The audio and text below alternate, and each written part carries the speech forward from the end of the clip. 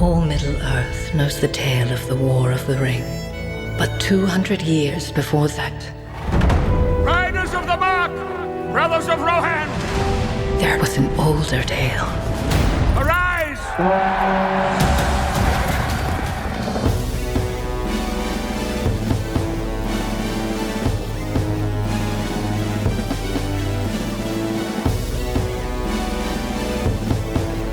Hello, welcome back to House of R. I'm Joanna Robinson. That's Mallory Rubin. And sorry, I forgot I was on this podcast where I do in the introduction. I'm going to do this again. Okay. I was in prestige TV mode. Let's go back. Okay. Hello, welcome back to House of R. I'm Joanna Robinson. Joining me today, she's got a wolf on her shirt. That means she's in her happy place. It's Mallory Rubin. Mal, how you doing? Hello, my darling. We are at the beginning of a week in which we will be recording, I believe, 5 times just together.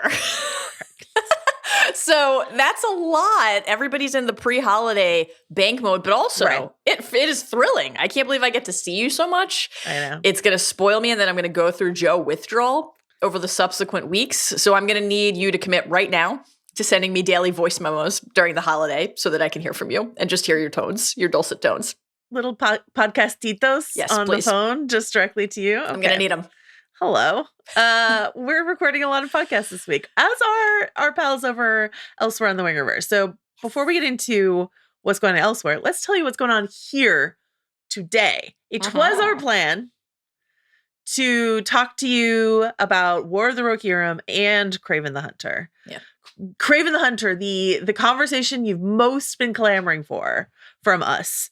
And then over the last few days, one of our pals over on the Midnight Boys Pew Pew, I'll let you guess which one, demanded a House of Midnight crossover episode discussion of Craven the Hunter. So I regret to inform you, bad babies, you will have to wait one more day at least to hear our thoughts on Craven the Hunter, because we are doing it with the Midnight Boys on a special House of Midnight episode. We're very excited about that. I believe I'm calling this a sort of like, obituary for the Sony spider villain verse. Yeah. That is what we're going to be doing. Yes. So a movie so bad it killed a franchise and forced a team up. I frankly cannot wait to gather in the House of Midnight to celebrate the abdominal muscles on display.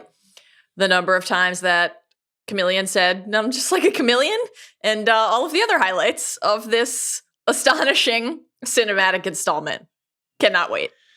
Mallory loved the movie. She thinks it's wonderful and without flaws, and I can't wait to hear. Not love the movie, but I am excited to talk about it with my friends. I've already told Joe this, but I, after my months-long bit of begging Joanna to come to Los Angeles to see this movie in person with me, decided that I would film a travel log for Joe, just a bunch of little vignettes of my night seeing Craven. And because I'm old and washed, did not realize that because my phone is connected to Bluetooth in my car, any videos I attempted to record at red lights had no sound. So it's going to have an impact on the edit, but that's not going to stop me. I have definitely Now you know what your holiday gift is. I've seen some preview clips, and I'm excited for the full masterpiece. Yes. Did Alea discover me at the AMC Century City taking one of my selfies alone in front of the Craven cutout? Was I found in real time, crouched before the abs? I can't confirm or deny. But then you got the whole team in front of the abs, and that's what really matters. Okay, listen. Mallory didn't merely crouch in front of one Craven standee this weekend. She crouched in front of at least 2, because she also went to the theater to see War of the Rohirrim. Yes. And sent me a selfie from the Craven standee that is, I believe, by the bathroom, is what you told me at the AMC. This was the hardest one to take a picture in front of. Many of them have been tucked into some sort of recess. Not this. Yeah. This was in a high-trafficked area at the AMC Burbank. I've been all across Los Angeles in the last few weeks to various different multiplexes and have thus taken many photos in front of the Craven cutouts for you. This was the most embarrassing selfie that I had to attempt because there were so many people around. Yeah. But you gave me the courage that I needed, and I did. So I believe I've sent you 5 Craven selfies over the last few weeks. At the very least. I will be making a collage at some point. Okay. So Mallory saw War of the Rohirrim. I saw War of the Rohirrim. So we are going to talk about War of the Rohirrim, but this is not going to be a sort of typical House of Art deep dive, because spoiler alert, we did not love War of the Rohirrim with every corner of our hearts, though there are certainly things to praise, and we will talk about that. And there's some fun lore stuff to dig into, so we are going to get into some of that. But because we did not want hey, Craven was so laughably bad, we have to do another podcast about it. And hey, War of the Rohirrim was kind of a bummer. We thought this is the last week of the year that we're recording together. We wanted to bring some levity to this pod. So we also thought we would talk about a few things this year that pleasantly surprised us. These are maybe a couple things that disappointed us a little bit to varying degrees. Certainly I'm not putting War of the Rohirrim on the Craven level.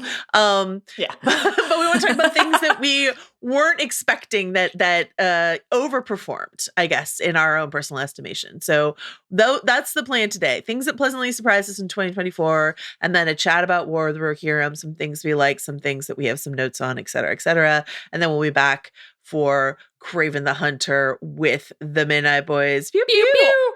Also, both pods, Midnight Boys and House of R, will be covering Skeleton Crew.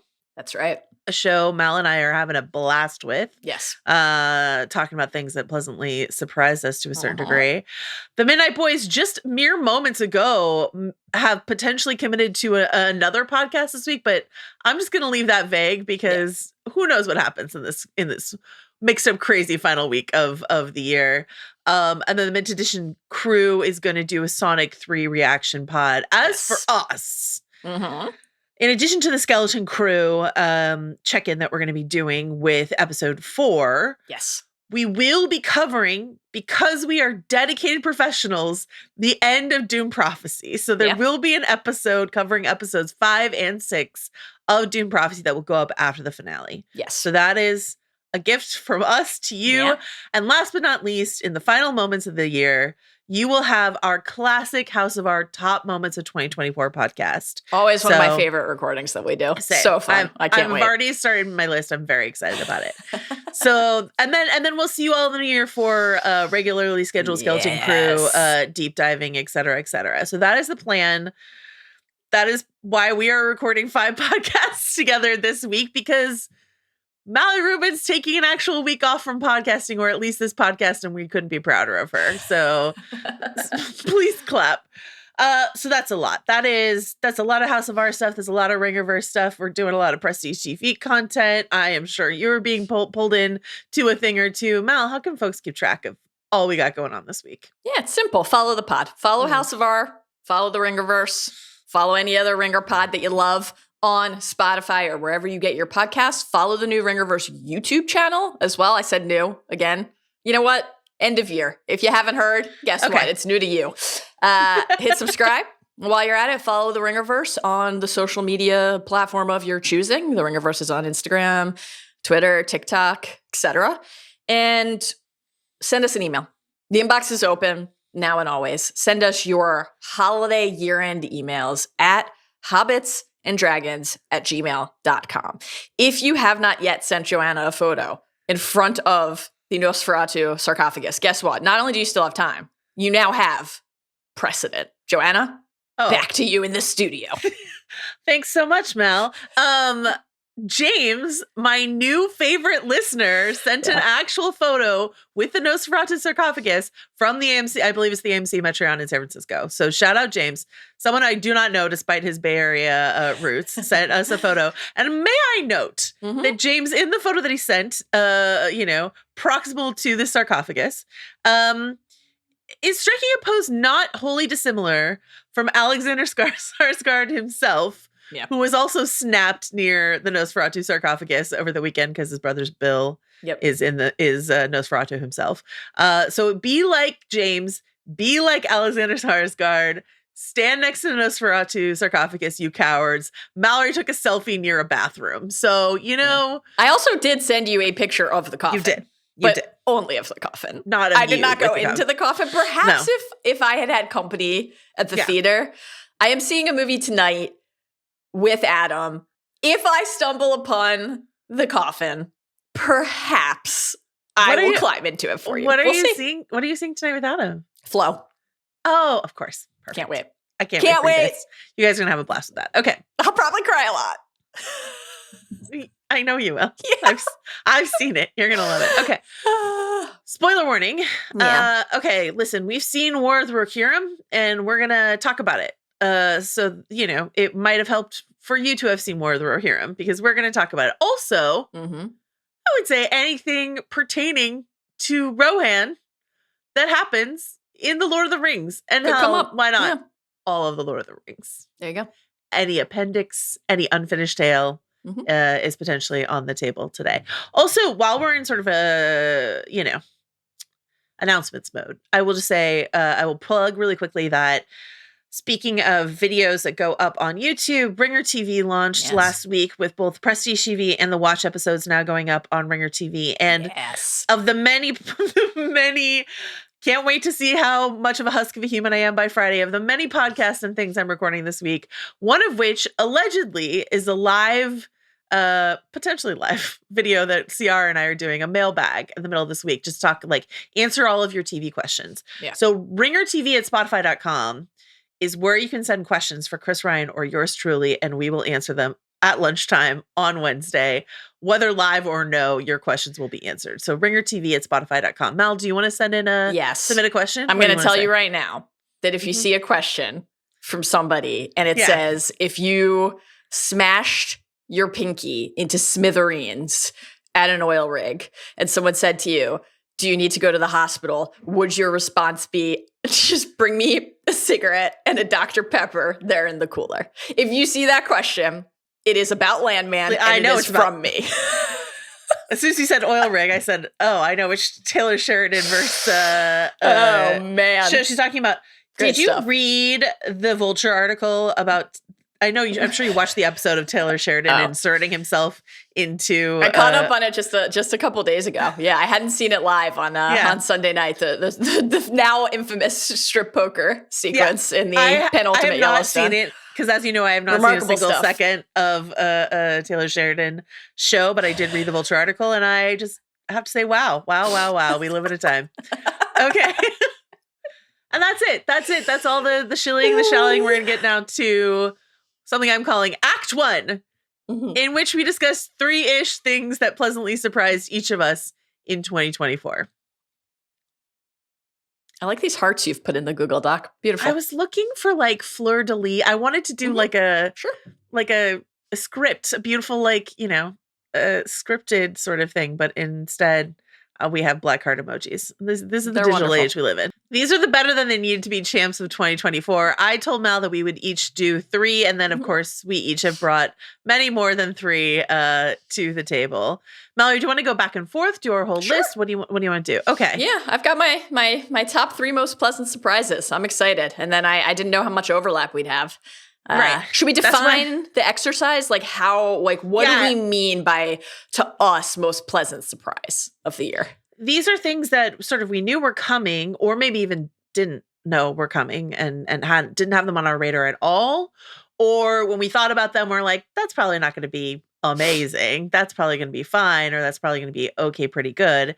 And they wound up being way better than we expected them to be. So that's what we're doing. Did I do it? Did I properly define the thing that I came up with in the first place? We have various degrees of surprise across a year. For example, I think we both would say that Agatha and Skeleton Crew have been among the true great genuine surprises and delights of the year.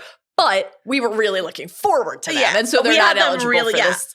It's like they somehow exceeded our already high expectations to stand the test of time, things we will be talking about on House of R, hopefully for a really long time. So that's, if you're like, why didn't you guys pick Agatha? You really loved it. It's because we had it at 1 and 2 respectively, I think, on our hype meters. We're really looking forward to it already. So let's just dive in. What's number 1 for you? What do you have? I'm the first. I'm just going to do a first trio. You've got little grouplets, so I'll just do little grouplets. And I will say the first trio that I have are all things that we covered, and none of which I expected to blow me away the way that they did. The Penguin was one that I was quite worried about. You had it high. You were really high on it, so it's not going to show up necessarily at the top of your list. But I was quite worried about it, and we both agree that it was incredible. And I was quite worried about Dune, and we both are Dune, you got 2 more episodes to pull it back around. Okay. Yeah. So the Penguin, I think, is like the number one. Like, this was way better than I was worried it was going to be. Yeah. And I went on a whole journey with that property because, like, when it was first announced, I was like, Colin Farrell, yes, yes, yes. And then, you know, I was reading the tea leaves incorrectly, and I just got stressed about it, but I was incorrect. Wicked. I had no expectation that Wicked would be as good as it wound up being. I was reasonably interested in it, but like going back to the casting, I was like, Ariana Grande, what are we doing here? And I was incorrect. She was delightful and she was wonderful, really was. And I was wrong. So Wicked had a great time with, and then X-Men 97. This is one that, like, I don't think I had it like terribly low at any point when we were talking about it. I just wasn't like, I love the original cartoon. I was just sort of like, sure. I mean, and like Marvel, Disney animation, like, what if, like, I haven't been having like the best time with it.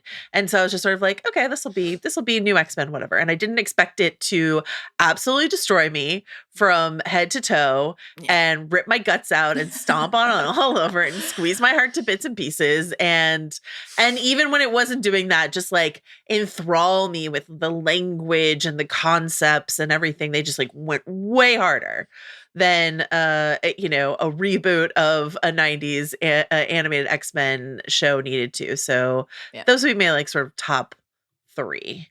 Love it. Where are you sitting? Yeah, so my top 3 for my most pleasant surprises of the calendar year 2024, which is somehow winding down. Astonishing stuff. We have one overlap. So I also have Wicked in my top 3 here. I was looking back at the annual House of R hype draft that we do, is not a hype draft selection for any of the 4 participants in the annual House of R hype draft. It was not on my fall hype meter pod that we did more recently. We were not even initially planning on podcasting about it. We sure weren't.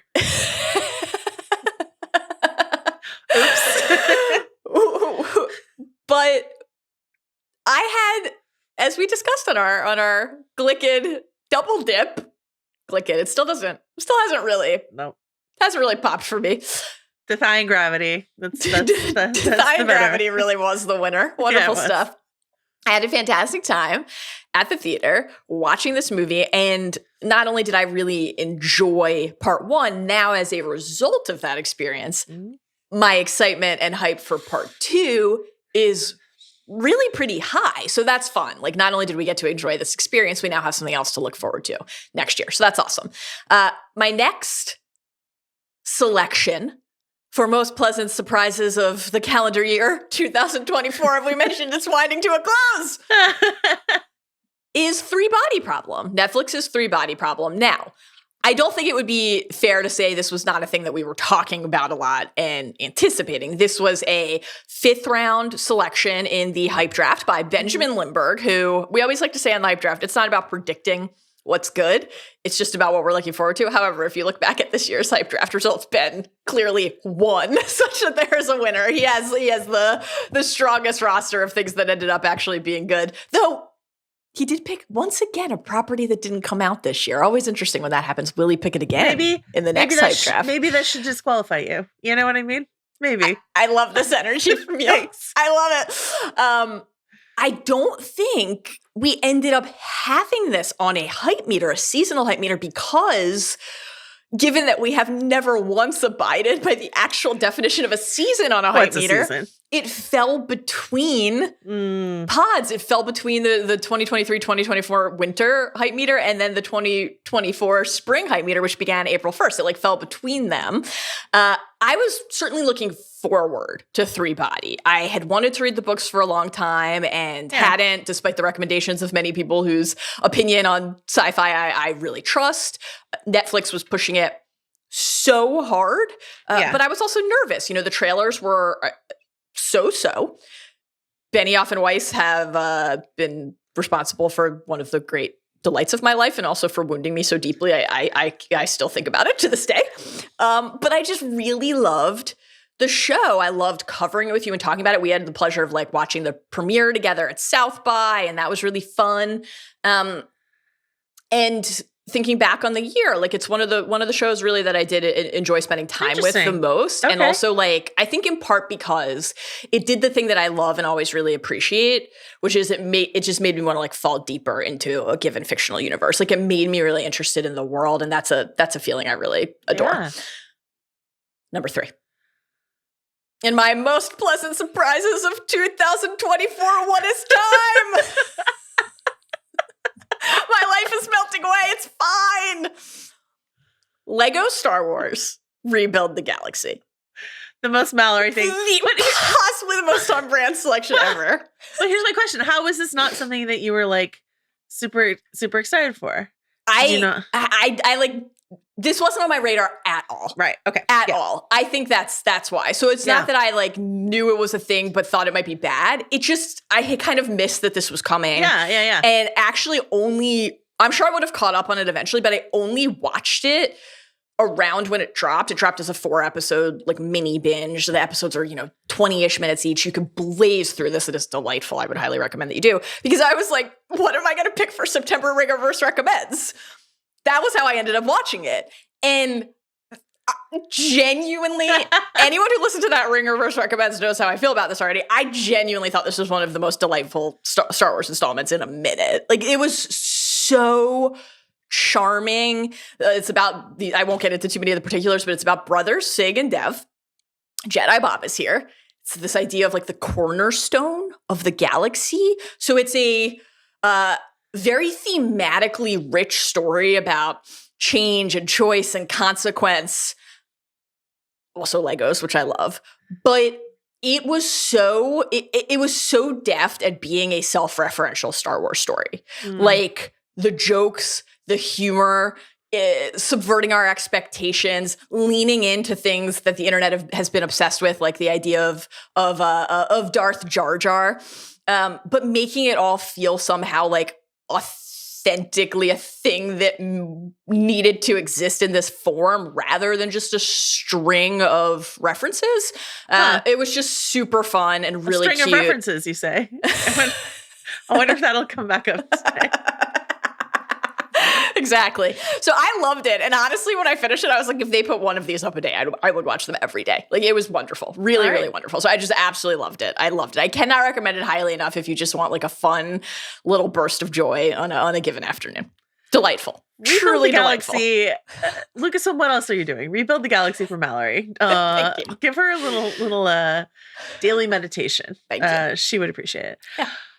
Okay, my next trio is just like 3 movies we did not cover. And I did not have high hopes for, or even have on my radar, and yet here we are.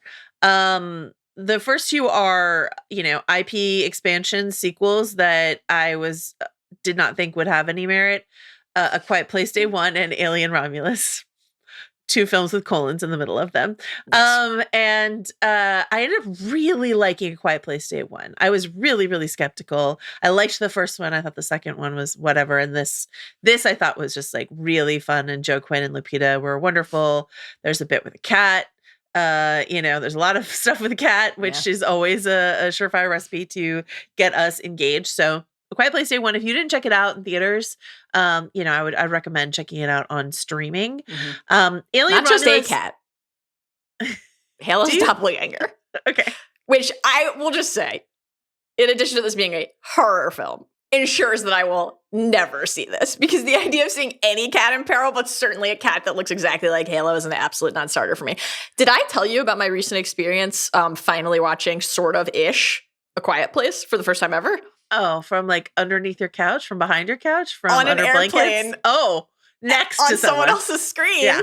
And particularly interesting because obviously I couldn't hear anything, though. That maybe enhances. In that franchise of all franchises, that felt somehow fitting. And I kind of couldn't take my eyes off of it. So I was like, maybe one day I'll give this a proper Emily try. Blunt is just giving everything in that movie. One of my many wives. She's wonderful in the harem. Okay. Alien Romulus, I have a lot of issues with. In fact, part of Alien Romulus might show up on Trial by Content's worst thing we saw this year. So I'm not saying this is a perfect movie. I have some major issues with it. Yeah. But it was way better than I thought it was going to be. And some parts of it were generally wonderful. And like in that sort of very stripped down, this is supposed to go on streaming sort of way. So like there's some great performances in it, some great set pieces in it. So Alien Romulus, something I thought was going to be quite dumb. And I wound up seeing in the theater and just sort of like clenching like the armrests of the chair the whole time, either in anger or in fear. Who's to say? Okay, and then last but not least, and I've mentioned this movie a ton over on the Big Pick and elsewhere, but I just will not miss a chance to say My Old Ass, which is one of my top movies of the year, and it just was not on my radar at all. This was a Sundance film, and it sort of came out of nowhere, and I just sort of saw it out of idle curiosity at an Alamo Drafthouse one afternoon, and I just absolutely loved it, and I can't stop thinking about it, and I recommend it to everyone.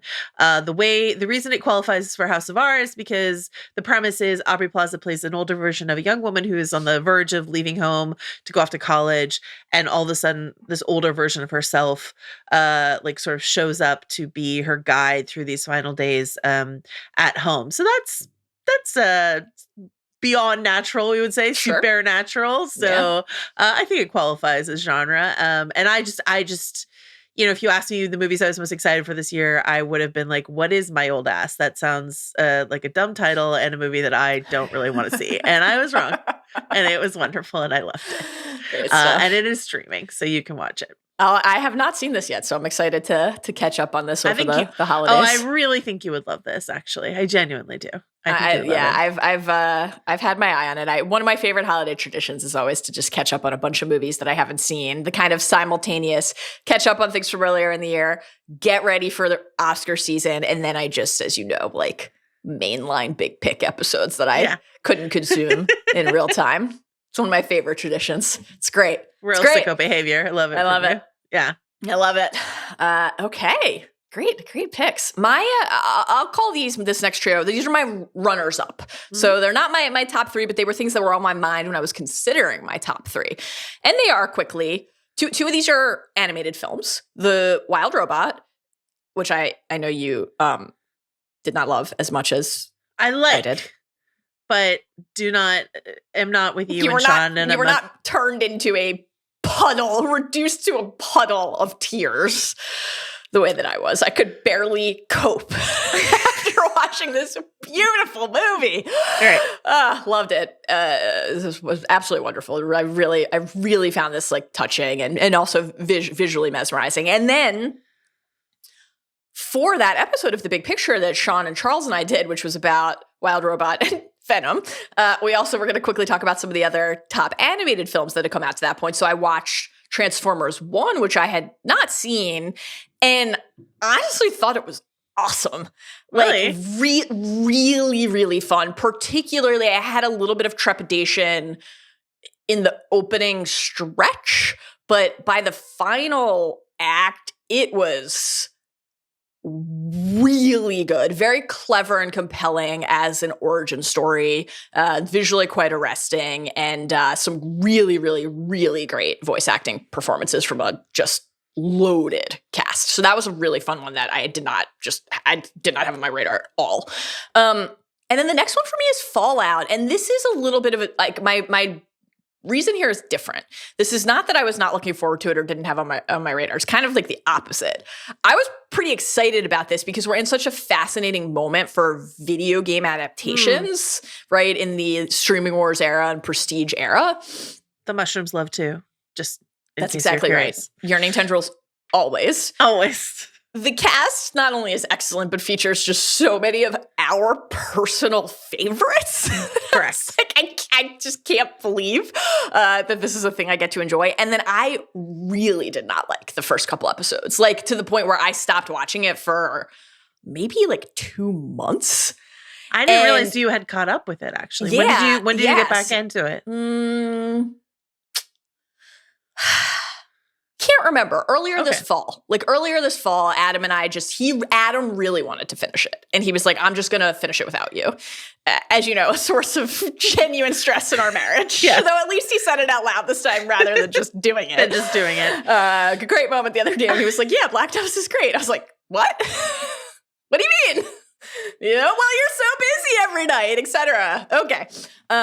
So he really wanted to watch it. Watch Black Doves again. It'll be a real Christmas treat for you. I think it has to be on the holiday list. So either I'll do it without him or he can do it again. So he really wanted to revisit it, and I kind of felt, I think the completionist in me felt like the compulsion to do it, even though I had not enjoyed the opening of the series. And I was way more interested in the final 2/3 of the season, and particularly the end of the season, than I had been at the beginning. So that made me excited to see what they do in the future. And it was just something that like had been pretty low in my estimation initially that I ended up finding pretty entertaining. So that's why it made the cut there. What's your final bundle? I love that. I didn't even realize you had finished Fallout. Yeah. It would definitely be on my list if I had watched it yet, which I still haven't. Yeah. And that's a real holiday goal for me. But I was just sort of like, I know it's going to be great. Everyone I know says it's great. I just haven't watched it, and it wasn't. Yeah. It wasn't something I thought was going to be good. But like, I don't know what it was about the first couple episodes. It could have been like the time I watched them or something. I don't know what it was. I just could not get into it, and then I was like really glad I returned to it. Really glad. I can't remember what was happening, but whenever it came out, we were just like underwater with something else, and like I was just like we weren't covering it, so I was like, I'll just get to it. And then everyone's like, what do you mean you haven't seen Fallout? What do you mean you're not covering Fallout? So dude, our guy Goggins is just fucking crushing it. Do you think when we podcast together about White Lotus, which we're going to do on the Prestige TV feed starting February 16th, should we wear, I've already asked Rob this question, the Goggins goggles obviously, in every single episode? Yeah, it's a given. I mean, it's a summary, it's a summary tropical show. I mean, sunglasses or eye coverings of some sort are, I think, a requirement. And no so why should they not be the Goggins goggles? Except for Goggins goggles. Yeah, it's a must. And then we'll just like zip through the rest that I have here. I will say Squid Game season 2, which is not out yet, but I watched over the weekend because Rob and I will be covering it on Prestige TV. Rob and I both were quite skeptical about Squid Game season 2, and I actually really liked it a lot. And I know you're gonna love it, Mel. So it was number 2 on my head there. I can't wait. I like that you, just like the Golden Globes, will not be hindered by the fact that this has not come out. It's like, let's get it on the list. I love this. I'm stoking the enthusiasm that's already present. Letting people know that it's good actually, and I was quite worried about it. And then I saw the TV Glow, a very strange film that wasn't really on my radar, another Sundance movie, but I really, really like. I can't stop thinking about it. I really, really loved. And then last but not least, you mentioned like watching Lego Star Wars: Rebuild the Galaxy for Hype Meter. I will say that for Ringerverse Recommends, I will say this about Ringerverse Recommends, which our beloved colleague Ben Lindbergh has asked us to do every single month. And I committed just to myself alone and nobody else that I was going to do book-focused recommendations. And it kept me reading a brand new sci-fi fantasy book every single month. And I really love that that's partially how I spent the year. That's awesome. And so one title I will shout out from the list of titles that I recommended this year on Ringerverse Recommends is Bright Sword by Lev Grossman, only because like Lev Grossman, who wrote The Magicians, Bright Sword is an Arthurian retelling of sort of like some of the characters in the margins of King Arthur's exploits. And it was just way better than it needed to be. Like, I don't know. I was just sort of like, oh, sure, Lev Grossman's going to do Arthur. Sure. And then I was just like, oh, this is wonderful. So unlike the other ones, which I sort of was just like following, several people who are more tapped into this month to month, this is one that like was on my radar because like I know Lev Grossman, I care about Arthur, but I was like, no way, this is going to be great. And it was great. So that is my list. Anything else you want to mention here, Mel?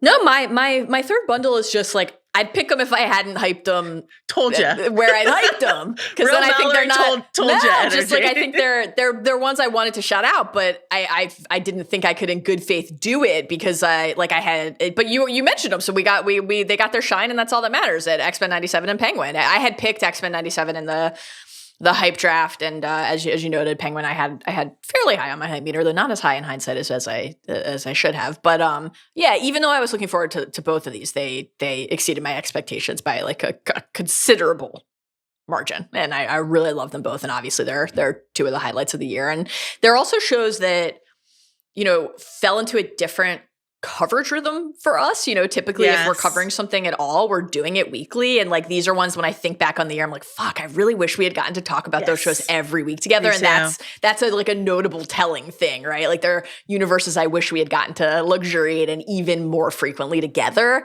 and celebrate together even more regularly. So like, that's a nice feeling upon reflection. If I were to change one thing about our programming this year, it would be not having Penguin start during the busiest time of the year. That would be my note. I'm gonna say, would I trade that for like something Dune Prophecy? No, I will say, covering Penguin week to week would be the one thing I would hope we could change about this year. Okay, that's it. Those are just things that we thought were like awesome this year that we saw, just to prove to you that we do have love in our hearts for things, and now I will let the ice crust over my heart as it does the body of but your Helm knees are unbent. They're unbent. Here we go. Unbowed, unbent, unbroken as we talk Act 2, in which the professor is always welcome. Always. Always welcome. This is the Lord of the Rings, the War of the Rohirrim. We are here to talk about it. We saw it. We have thoughts and feelings. This is the opening snapshot.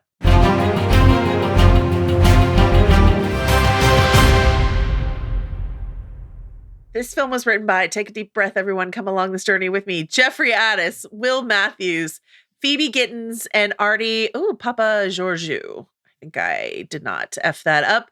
Phoebe Gittins, by the way, has a famous mom. Her mom is Philippa Boyens. Mm-hmm. Philippa Boyens is a producer and writer on the Peter Jackson films. And she has a story by credit for this particular film. And a lot of the bigger swing narrative moments that people have some questions about in interviews, the various writers have made it very clear that those were Philippa's ideas. So if you want to blame someone, you can blame Lord of the Rings royalty. Though I'm not mad about all the choices that were made here. This is directed by Kenji Kamiyama, who, among many other things, has directed Ghost in the Shell adaptations and Star Wars, an episode of Star Wars Visions. Fantastic. Star Wars Visions. A fantastic Visions episode. Okay, great. This movie is 2 hours and 14 minutes. Why? Long. And this is what I will say. I will say too long for an anime, not long enough for the story that it was trying to tell. Totally. Is how I feel about it. So, the film is based on the Lord of the Rings Appendix A titled The House of Errol, and tells this of the stand of King Helm Hammerhand at the Hornburg.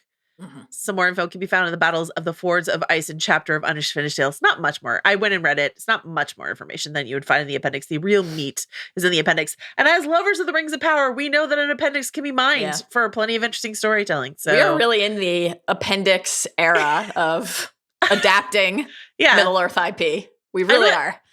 So New Line, Warner Brothers New Line, made this movie, and the word that is being bandied about is, quote, hastily, in order to retain the film rights to Lord of the Rings and The Hobbit, the same reason why Sony is constantly rebooting Spider-Man, though never quite as hastily as this. It's never gone wrong over there before.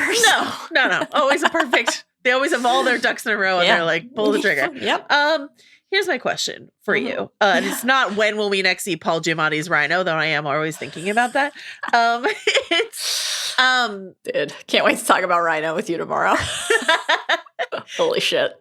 It's do you think that, because we're mining appendices here, do you think that they looked at what Amazon did with Rings of Power and they were like, oh, we can use the appendices? We didn't know that. Like, let's go for it. Do you feel like that's on their mind? Certainly, Zaslav over at Warner Brothers saying, like, we got to squeeze this Lord of the Rings IP is certainly a reaction to the Rings of Power over on Amazon. That is for sure. Yeah. But that makes sense to me. And I think it feels, I say this based on knowing literally nothing.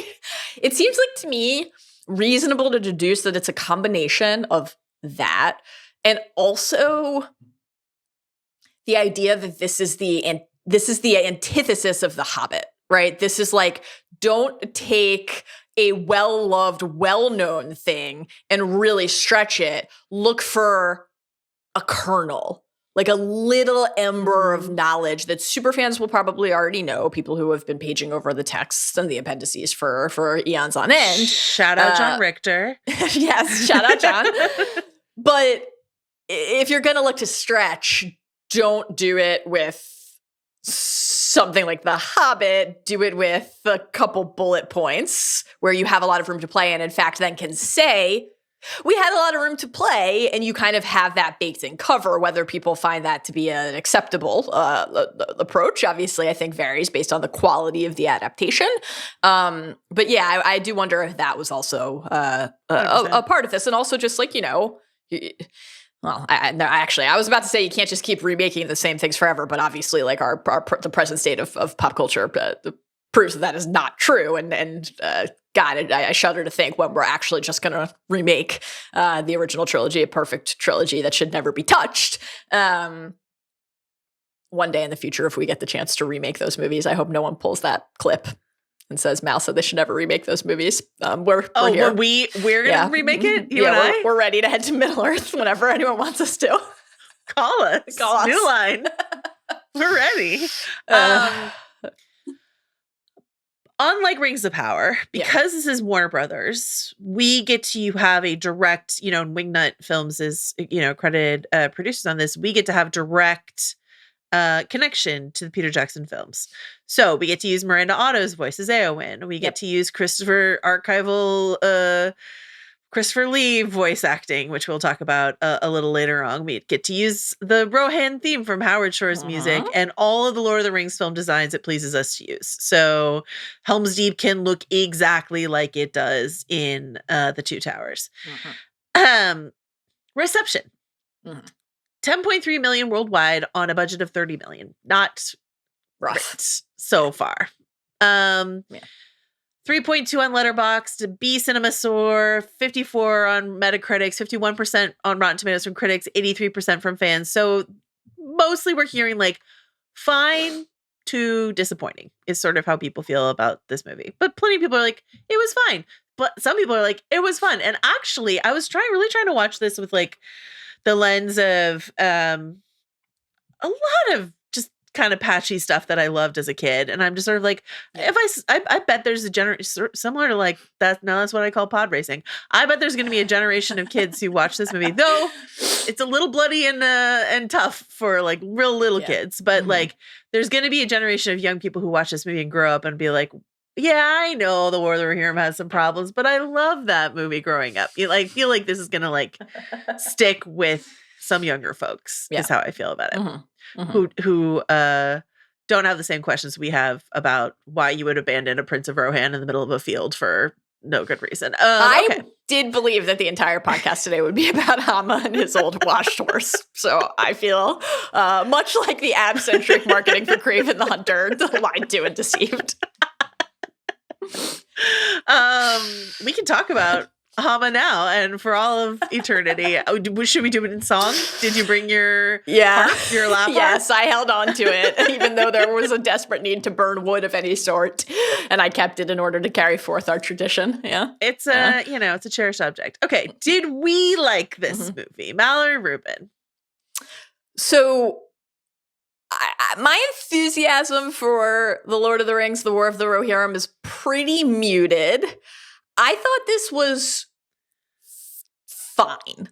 Like, I did not think this was actively bad, but I was kind of disappointed by it, I think, just because my hype was so high. Some of the particular things that we're going to go through, so I won't linger on them all here, but how fully embraced and realized was the visual style if you're going to make an anime, is something I want to chat about. The story beats and the characters, you have this mythic, epic legend and an opportunity to tell a story that actually, as we just discussed, like the masses might not be as familiar with.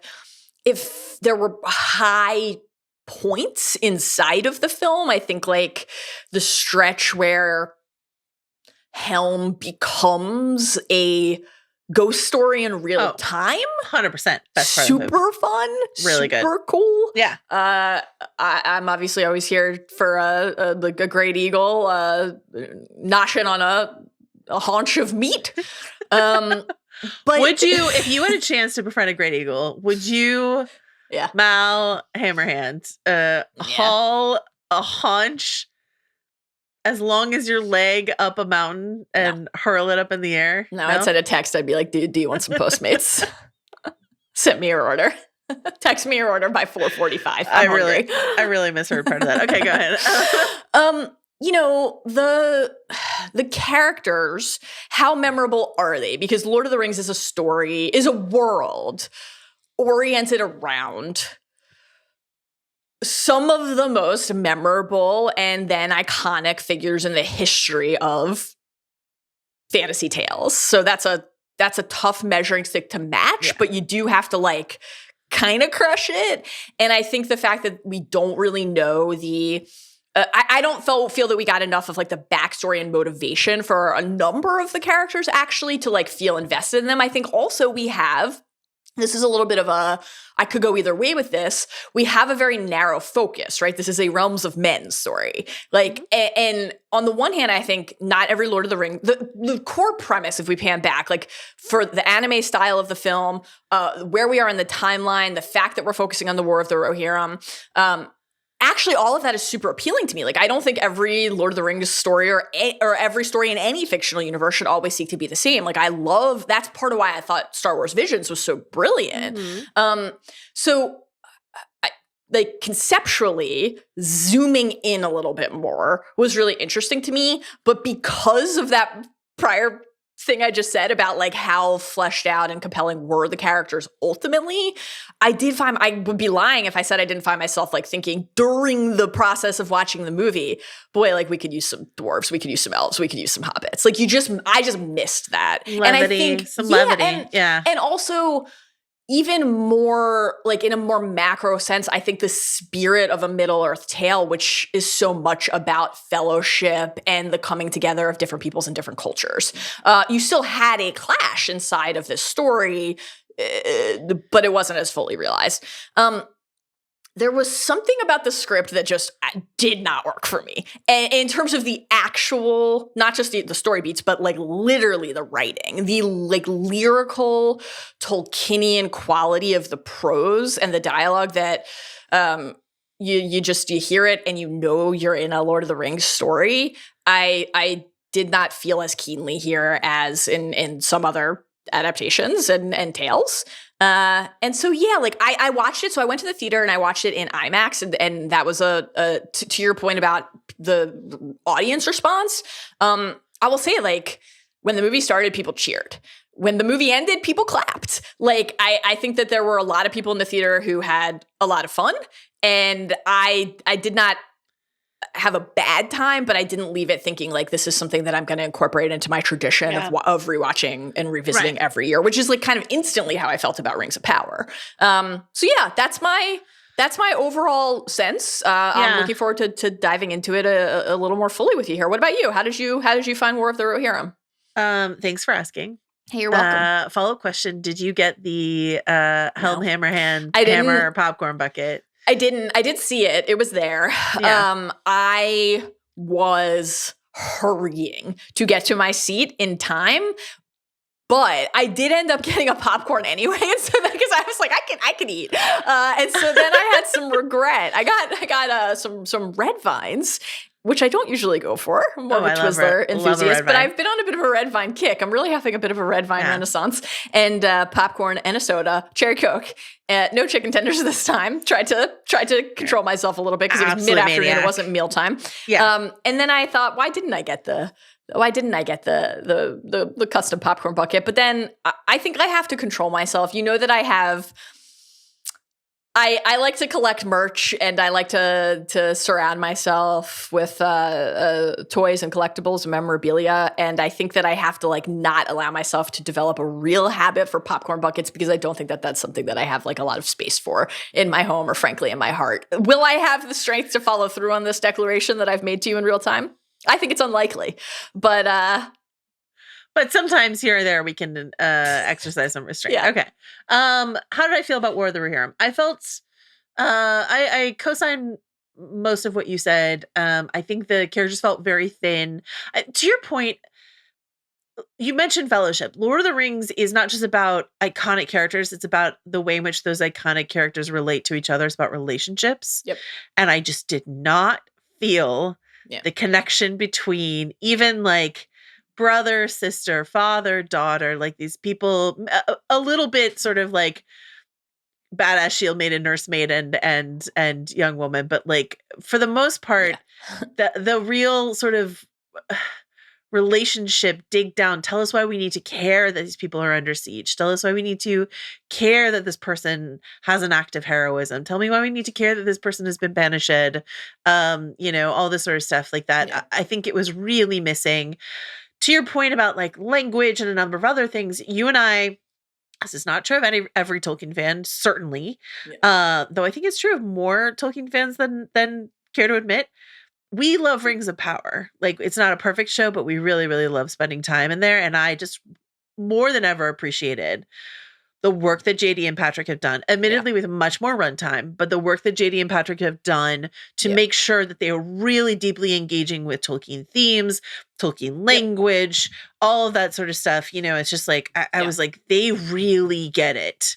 And unfortunately, I think the people who made this film don't. They have the trappings there, the shells are there. I think we're coasting on some of the fumes of the I got excited when I heard the Howard Shore Rohan theme. Like, Same. I got excited about it. I just, it does something to me emotionally, but that's not enough. It can't sustain you. I got excited hearing Miranda Otto do her breathy Eowyn voice. Like, and she was like breathing it up even more to give us like Kate Blanchett in the prologue. I got really excited. We're doing our annual Lord of the Rings watch next weekend. We've invited a bunch of people, or this weekend. That's the light at the end of my tunnel this week, exciting.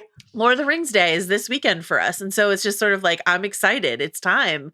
But this just wasn't it at all for me. I didn't think it was a beautiful film, and I love to appreciate beautiful animation. And this just, again, that idea of like felt hastily done, low frame rates, very odd 2D, 3D sort of conjunction, stuff like that. And you just want, something like this to just be beautiful, just absolutely gorgeous, especially when you're dealing with like, that swoop into Edoras, which is like something we're so familiar with from the Jackson films, or you're seeing the Hornburg for the first time. These are iconic images that we have seen rendered beautifully in live action. And so to see it sort of like slightly shabbily done in animation was a little bit disappointing for me.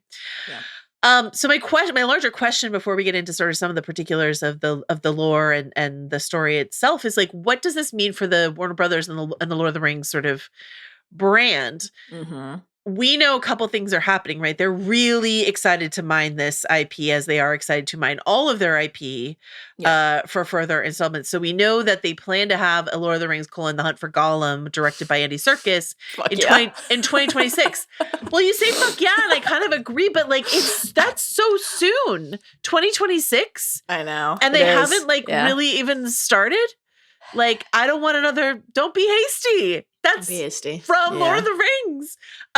So on the one hand, yes. On the other hand,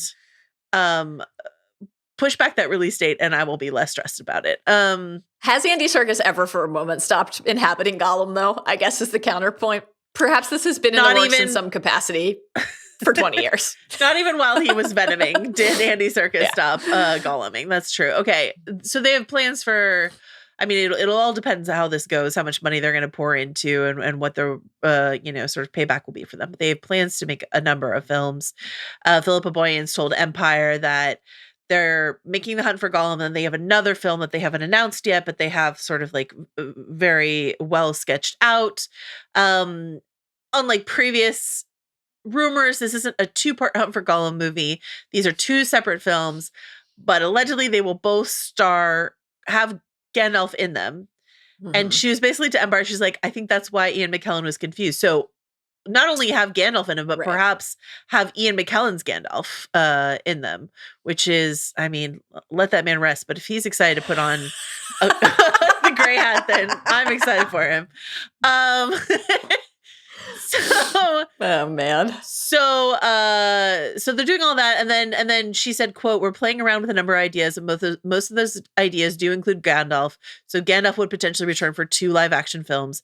We have an absolute banger of a second film that would be incredible as an anime, but let's see if there's an appetite for it." So, given sort of the tepid response to War of the Rohirrim, does that diminish? I mean, it sounds like it does not diminish at all your excitement for the live action.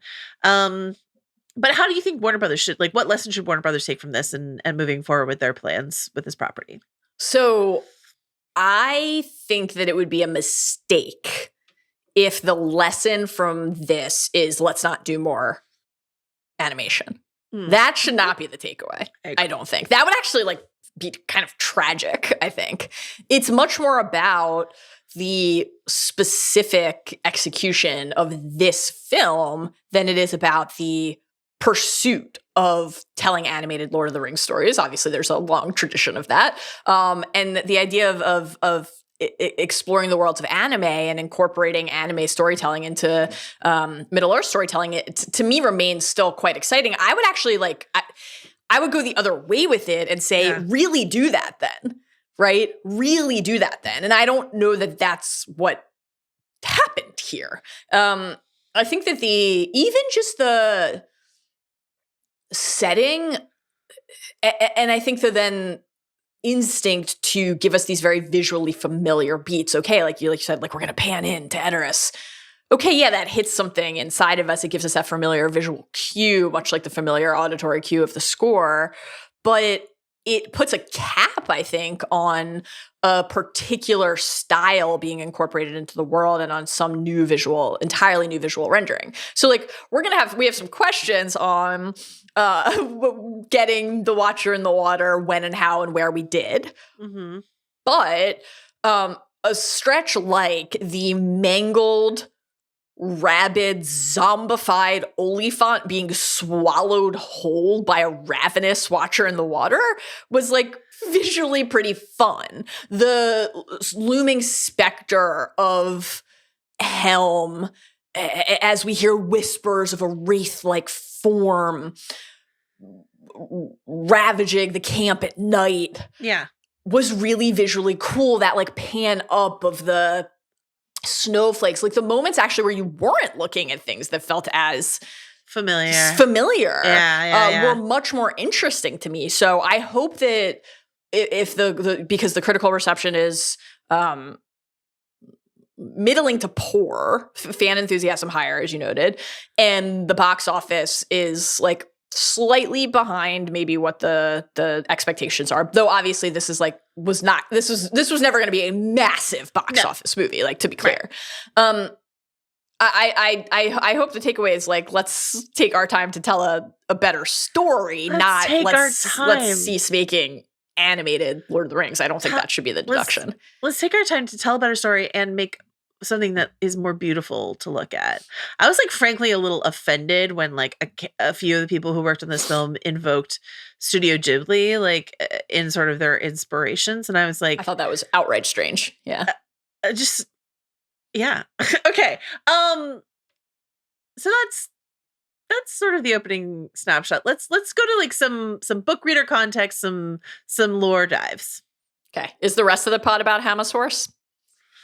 Is the rest of the pod about Billy Boyd and our guy Dom voicing the orcs Shank and Rot? Shank and Rot are incredible wonderful orc names. Genuinely wonderful orc names. Rot, W-R-O-T. Yeah, that's the most important part. You've mentioned a couple times, and I really agree with you that the stretch of the film that deals with Helm Hammerhand, Wraith King out there just fucking up the Dunlandings is definitely the best part of the movie, and it is no coincidence, I think, that this is the most evocative part of the appendices. So let's just talk about what's here in the appendices. What is here that is in the movie? We get King Helm Hammerhand of Rohan, who, yes, uses said hammerhand to punch a dude to death. Yeah. I only hit him once. Rest in pieces, Freka. You think if Bobby Baratheon were here, he'd say, hit him with a hammer hand? That guy's son, Wolf, Yeah. then comes back with an army of his fellow Dunlandings and pushes the Rohirrim out of Edoras, the long hall that we know and love, and into the mountain fortress of Hornburg, a.k.a. Befordor, a.k.a. Helm's Deep. Why is it called Helm's Deep? Because of this very battle, right? Yep. There's a long-ass siege. This is all from the appendix. Helm's sons die, though in a different way. No slow horse for Hama. Both brutally, though. Honestly, brutally. No slow horse for Hama. Helm himself goes out and kills a bunch of dudes in the long and very wintry siege. And this is where I'm just going to read a part of what the professor said about this. He would go out by himself, clad in white, and stalk like a snow troll into the camps of his enemies and slay many men with his hands. It was believed that he bore no weapon would bite on him. The Dunlandings said that if he could find no food, he ate men. Oh boy. That tale lasted long in Dunland. One night, men heard the horn blowing, but Helm did not return. In the morning, there came a sudden gleam, the first for long days, and they saw a white figure standing still on the deck alone, for none of the Dunlandings dared come near. There stood Helm, dead as a stone, but his knees were unbent. Yet men said the horn was still heard at times in the deep, and the wraith of Helm would walk among the foes of Rohan and kill men with fear. Great stuff. Wonderful. And then this part of the appendices ends, and then Helm's nephew, Freylef Hildesson, saves the day with a band of ragtag desperate men who get the jump on Wolf, etc. So that's what's in the appendices, essentially. Yeah. And it's absolutely sick. That section is great. Absolutely metal. It is so cool. But instead of making Helm, who is the main character of the section, our POV character, they've elevated his daughter, who Tolkien, of course, just kind of forgot to give a name. It's classic J.R.R. Every time. Every single time. Helm's daughter. The film has named her Hera. Hera. Our POV character. She's spunky. She's a shield maiden. Yep. She gets to befriend and then utilize the Great Eagles. She has a showdown with Wolf in a cursed ? Wedding dress ? Yep. Yeah. And I just have to say, I was just like wildly unsurprised when I found out that the director of this episode also did Ghost in the Shell, because the way that she is animated is very boob forward. Is all I have to say about that. I didn't mind. I did not mind personally. Yeah. The reason that they gave for putting like, to be clear, I have no issue. Some of our favorite characters in Rings of Power are sort of like show invented or show embellished characters. Like, I have no objection to elevating the daughter of Helm Hammerhand as our POV character. When the thing that the writer said is that we know how it all ends for Helm Hammerhand, but the story continues. And so we needed a POV character who could take us through past his death into the rest of the story. And so since shout out Helm's 2 dead sons, since his daughter is the only one who survives, they were like, we'll make her our POV character. And what Eowyn says in the sort of opening prologue of this film is, quote, "Do not look for tales of her in the old songs. There are none." And so this the writers felt gave them license to do whatever the fuck they wanted, essentially, because they're like, this is not just a tale that was not written down in the books. This is Eowyn telling this story. So how would Eowyn tell this story? What changes would she make? What would she boost up or overplay or underplay, et cetera, et cetera? Right. So your issue is that you hate women, right? That's the massively. Yeah. And they should not have swords or shields. Why did she get to ride? Like, I mean, like, women should be protecting the children and cowering in the caves of Helm's Deep. Yeah. They should not be fighting. I was wondering if part of this was like, and I'm sorry to Miranda Otto for making her like do all this sword training that they did for the Two Towers, and they cut the sequence where she actually like fights. Or I'm sorry to Liv Tyler as well, because Arwen was also at Helm's Deep, and they're like cut. I don't know if it had anything to do with that. Anyway, I hate women, and I think this is some real woke lib bullshit.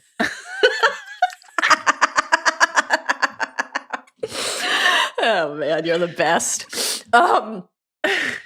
So I was struck in real time watching it, hearing that note from Aon. It gave me a real like, oh, there's a kind of fire and blood aspect to this, right? What happened that didn't make the histories? So I'm kind of like here for that, and I don't mind that. I think Hera, compared to some of the other characters, we have a little bit more access to what drives her, but like still not enough, I would say. Right. We know, like, she doesn't want to marry anyone. She's like, this idea of the legend of the shield maidens, this idea that this is the type of life she wants to live. Obviously, like you said, Aowen being the character who is passing down this story, given Aowen's role of like, why should I not stand and fight for my home and for the people I love, along with everyone else?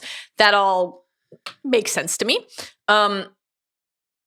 Just like with everything else, I wish we had a little bit more time to like understand what her childhood was like. I found like that brief little glimpse we got of the Hera wolf, the very like Arya, right? Very Arya, playing with sticks, wanting to train with swords. Really interesting, and obviously that was there really to tell us about Wolf. Yeah. But it made me long for more of that from Hera's perspective, and I think especially because we build, toward some touching moments with her father and her, and this question of like who not only should get to fight, but who can lead and who can protect, and like who should be entrusted with the care of the people of Rohan. I just wish we had a little bit more there. Like one of the relationships that I was actually most interested in was Freyalef and Hera, because they're off on their adventure when she's captured, and he stands by her to defend her. And of course, when she has the plan to go seek out the help of the Great Eagles, he's the one who she reaches out for. And they have their like sweet little moment at the end where she's basically like, congrats on starting the second line. And he's like, it could have been you, should have been you. She's like, I'm good. I'm going to go find Gandalf. So that strikes me as the kind of thing where, like, to your point earlier about sort of felt too long and not long enough at the same time, I think if this is like a 6 to 8 episode series, that relationship is something that we can explore much more fully. The relationship between Hera and her brothers. You sort of understand that she's sad because her brothers died, but like that should be. But let me care about them. Let me care about them too.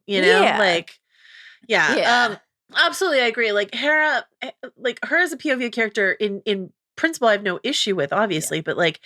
And it's an archetype that has, given me some of my favorite stories. I love Arya, obviously. I love Eowyn. I love Olenna in the Olenna books. Like this sort of like, let me fight just because I'm a girl doesn't mean I can't fight. Of course. Yeah, like, of course. Yeah.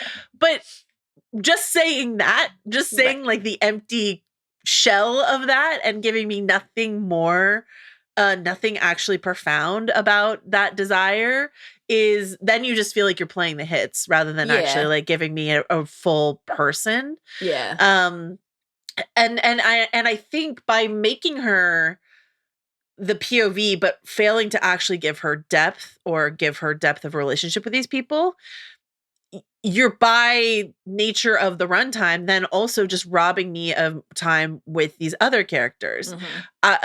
Talking about sort of like these other invented characters or existing characters and how do they fit into Tolkienian archetypes we know and love, they just kind of don't. Right. And Helm doesn't feel like a fully formed character, even though we both agree he has the sickest part of the whole movie. Yeah. It's so cool. If this were just like, if it were just like a vignette, if this were like Star Wars Visions, but Lord of the Rings Visions, and it was just like, here's King Hammerhand going out and wraith fucking a bunch of like Dunlandings to death. I would have been like, that's one of the coolest things I've ever seen. But unfortunately it's not. I like Wolf doesn't feel like he's like a shitty little incel who yes, they killed his father, but like makes nothing but bad, petty, immature decisions and is still somehow as successful as he is until he's not. Yeah. I don't understand. At least like Ramsay, I was like, Ramsay makes some smart moves. Wolf, I just like didn't understand how he was kind of like failing upwards the way that he was. Siege Tower, though. I did like when they cut it down and it became a bridge. That was very good. That was good. I love siege weapons. Freyaluf, as you mentioned, he gets banned at the beginning of the film, just like Éomer does, only to come back just as Éomer does at the turning of the tide. Down the same hill. Yeah. Riding down the exact same hill, backlit by the moon instead of the dawn, but just like Éomer does. And as a result, like we check in with him, I think like once at his campsite and barely. And so as a result, this character who's going to be the future king of Rohan is not even really a character in this film. And that would be okay, because you know Éomer doesn't get like a ton of screen time in Two Towers. Like that's okay, but like there isn't enough going on around him for us to feel like, well, it was okay that this character just left for an hour plus of runtime of the film and we didn't see him. Right.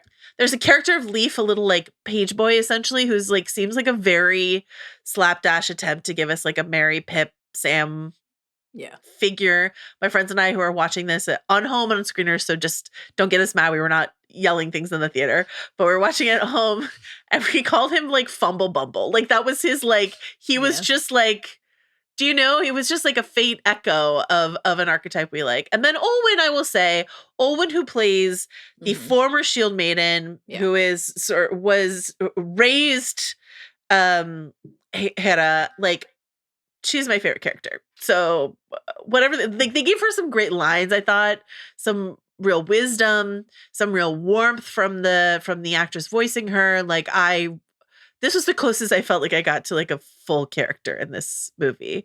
What'd you think of any of these folks? Yeah, so I think Wolf was the most disappointing to me, in part because I had such high hopes, and also he's super hot.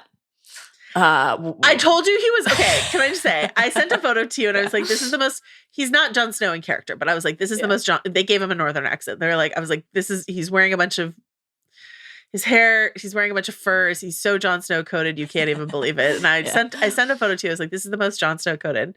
And you said, does he have a wolf? And I was like, his name is Wolf. That is canonical. That is from Tolkien, but I'm just saying, like, it was okay. Anyway, go ahead. Great stuff. And this connects. Wolf connects to Freka, even though he is with us very briefly. One punch before one punch takes him off this mortal coil, but also just that entire cast of characters, the other side of the War of the Rohirrim, and of course, like with the Dunlandings, you know, across the tale, like we as readers or watchers of the trilogy can feel and hear Saruman making the appeal to you know, these men, like, take back your lands from the Horse Lords. We know where this is going. We know where it's stemmed from. And that's like really rich and interesting.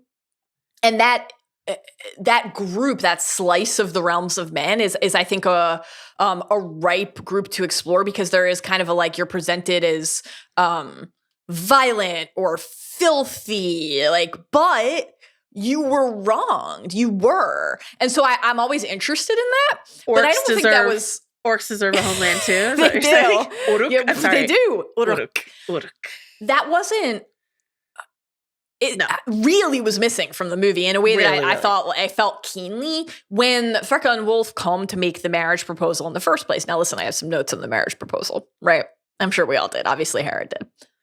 But there's this part of my brain watching that that's like, well, yeah, what does Helm deserve to be king? Like, is he a good king?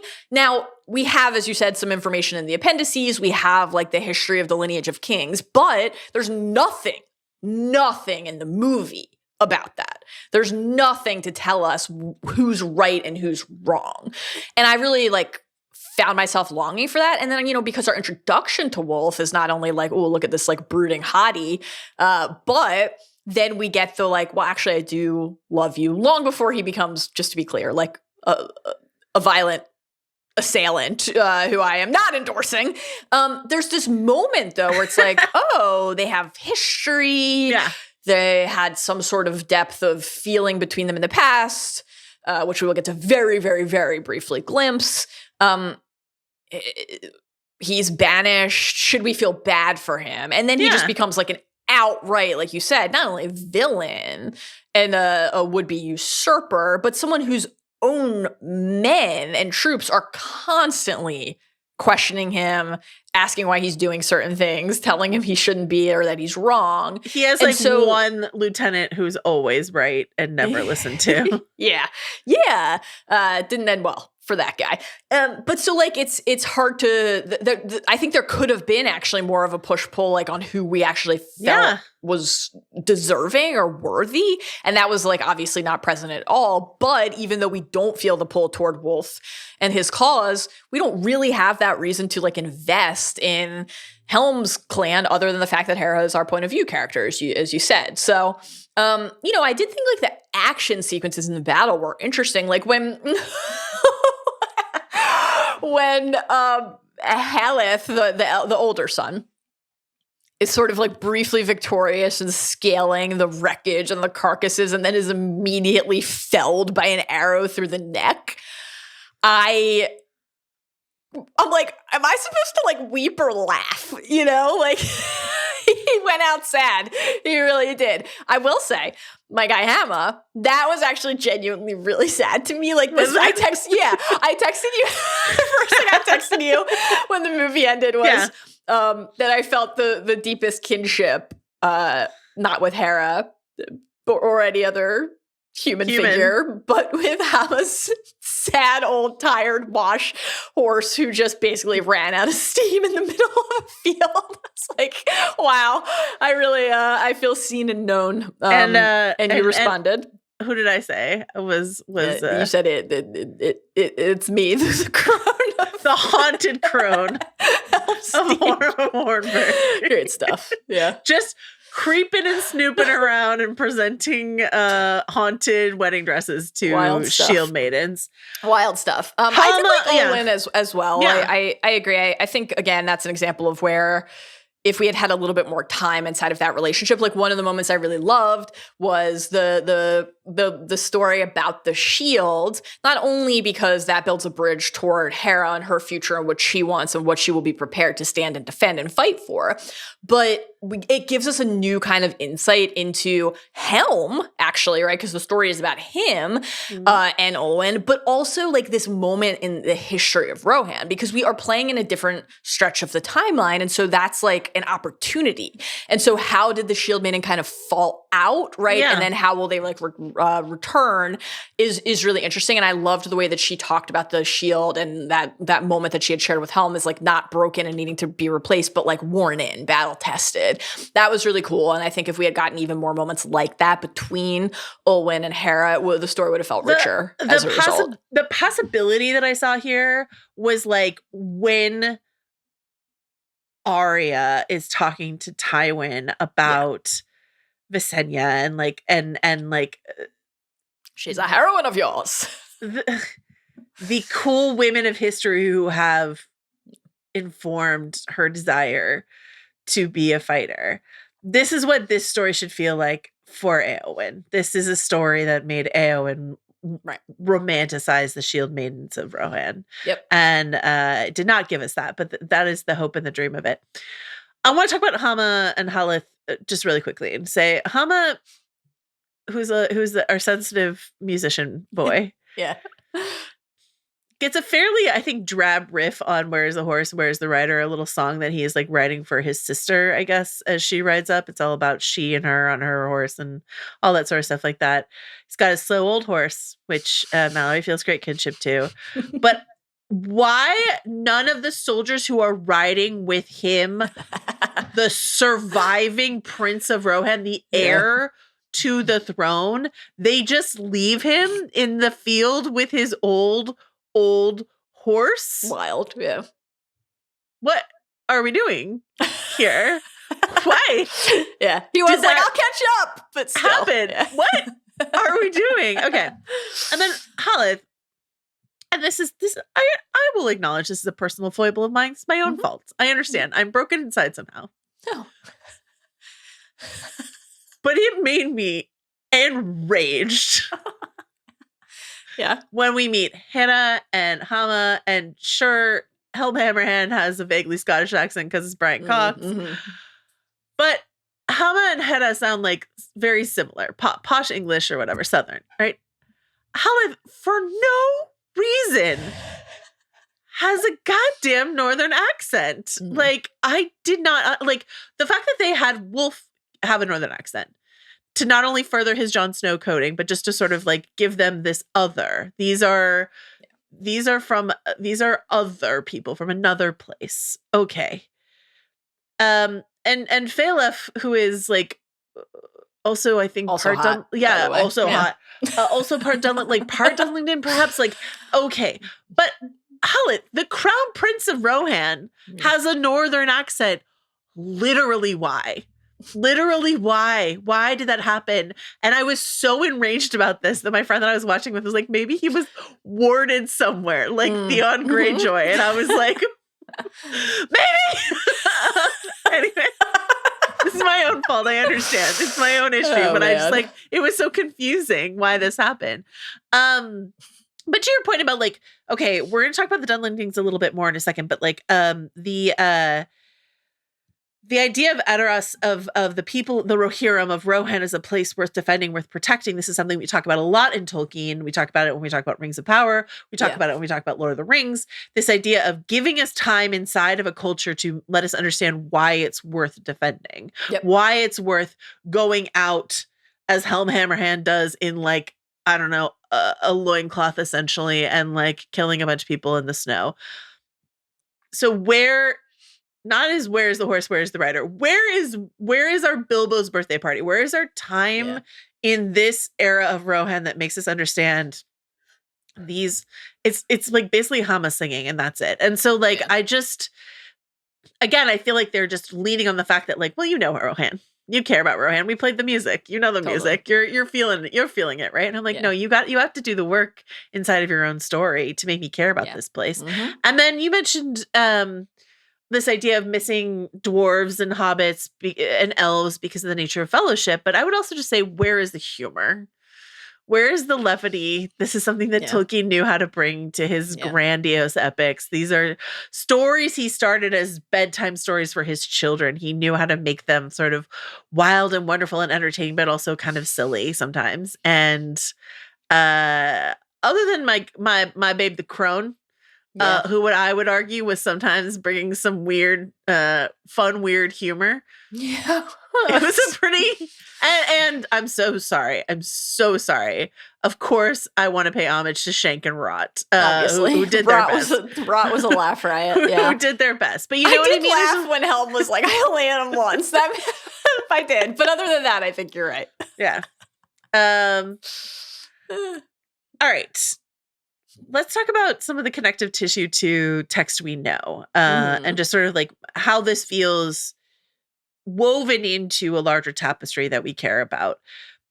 We should say at the Hornburg at Helm's Deep, there are two statues, one destroyed beyond recognition, but the other one was of Helm. This is Helm's Deep, this is named for this king. And at the Battle of Helm's Deep in both the film and the book, a great charge is made to the sound of Helm Hammerhand's horn. In the film, Theoden says, quote, "The horn of Helm Hammerhand shall sound in the deep one last time." And then, as denizens of the internet know, Gimli does his due diligence on the horn of Helm Hammerhand. And Freyaluf, who takes over the throne from the line of Helm, which is cut short, is, if I'm reading the family tree correctly, Theoden's great uncle. So this is where we are in all of this. And then you mentioned the part where Saruman is recruiting the Dunlandings in the Two Towers, and the extended edition, the only edition worth Is there watching. any other? Yeah. He says to them when they show up, so beardy and scraggly toothed, like they are not hot like Wolf in Peter Jackson's Certainly films. not. They are mountain men. And he says, "The horsemen took your lands. They drove your people into the hills to scratch a living off rocks. Take back the lands they stole from you. Burn every village." They could have just cast you rather than using archival of yeah, definitely have that Christopher Lee resonance. This is before, of course, he says, "There will be no dawn for men." Favorites. The best. What a guy. What a guy. Best. So good. Anything you want to say about that, like, sort of a connective tissue to the text we know? Like, this is enough for me. And then we'll get some sort of, like, stuff that kind of strains the leash a little later on. We have a little roundup of some of those. But, like, this feels... I get it. I'm here. I'm inside of the story. I understand. Like, the fact that his name is Helm is, like, half the battle, honestly. Oh, Helm's Deep. Helm, Hammerhand. Okay, you know. You remember the old Grantland rubric, overrated, underrated, properly rated? Like, I feel like we should, give that treatment to our guy, Helm Hammerhand. It's like, are we sure Helm deserves to be this figure of legend? Pretty sure he got his sons killed for no reason and led his people to war for no reason and then died out in the cold. Yeah. Definitely, for sure, for no reason. For sure, for no reason. The Wraith stuff was sick. The Wraith stuff is super sick. But I have some notes for Helm other than that. I do. I have a lot of notes for him as a father. I have a lot of notes on his punching style. I mean, he only punched him once, Joe. I'm not sure if you've heard. He only hit him once.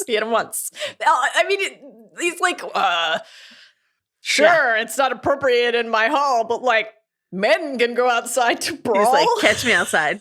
Catch me outside. Without your men, just you and me. Wild stuff. Yes, of course. It is genuinely cool and interesting as Lord of the Rings fans to see the horn, the deep, like how these things got their name and how these moments and these places that will be so consequential to our most cherished figures, 183 years down the canonical road, were etched into the history books. That obviously is fun. I do need to do some counter programming to the propaganda work that you and Ben Lindbergh do and just say #make Solo 2 happen. Is that what you're talking about? The way that Han Solo gets his name in Solo, a Star Wars story, has kind of forever tainted. Wow, that actually is what you were going to bring up. I can't believe it. Oh my God. Kind of forever tainted. And then we called it Helm's Deep. Shit. I know that's just total game. To be clear, you will never catch me defending how Solo got his name in that film, ever. Rest assured. Okay.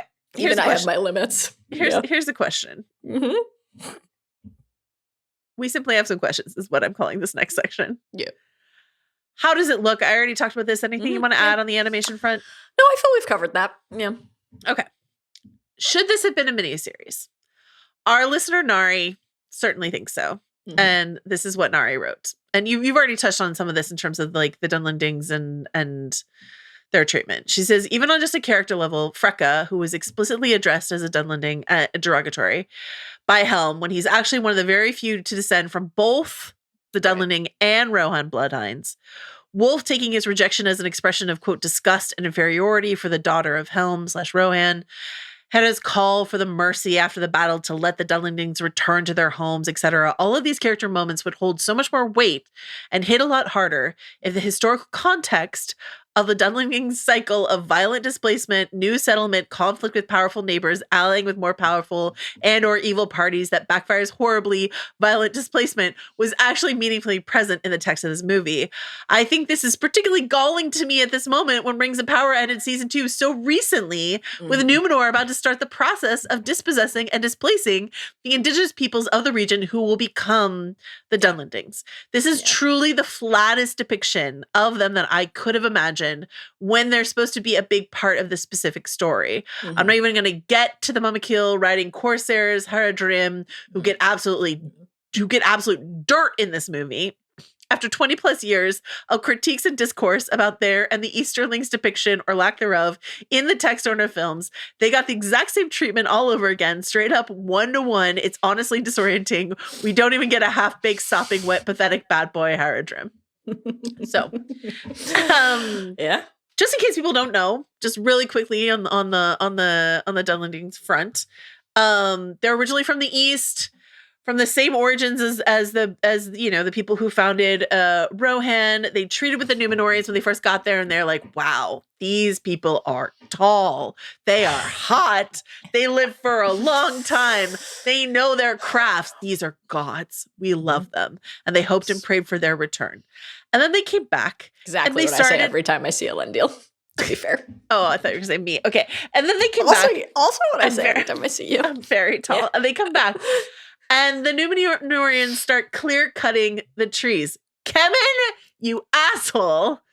That's a Rings of Power reference. Okay. Wow. So is your opinion in general on this entire experience in any way altered now that we have one more excuse to blame Kemen for something? Are you compelled by that? Slightly. Yeah. Slightly. Same. We hate him. The Numenorians come, and as is hinted at the end of Rings of Power, they cut down all the trees. Devastating levels of tree cuttage here.